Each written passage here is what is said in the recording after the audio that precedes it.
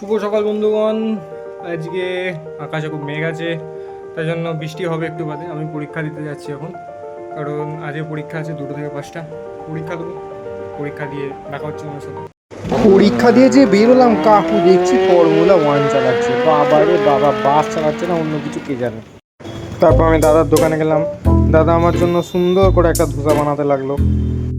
আসার সময় হঠাৎ করে আকাশে একটা ক্রস দেখলাম, জানি না এটা কি ছিল। দিয়ে সুন্দর করে ধোসাটা নিয়ে আমি বাড়ি ফিরছিলাম। দিয়ে এবার কি অবস্থা, আমি যাচ্ছি।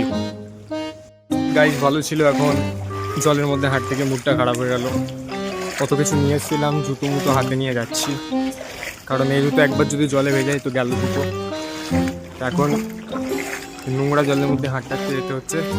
7 সমুদ্র 13 নদী পার হচ্ছে আজকে আমি, কোনো ব্যাপার না। আমাদের এখানে এটা হতেই থাকে, কারণ এটা খ্রিস্টপুর হুড় সালাই প্যান্টটা নেমে যাচ্ছে। তো গাইজ আজকের জন্য এটুকুই রাখলাম, পরের দিন কথা হবে ডে 25-এ।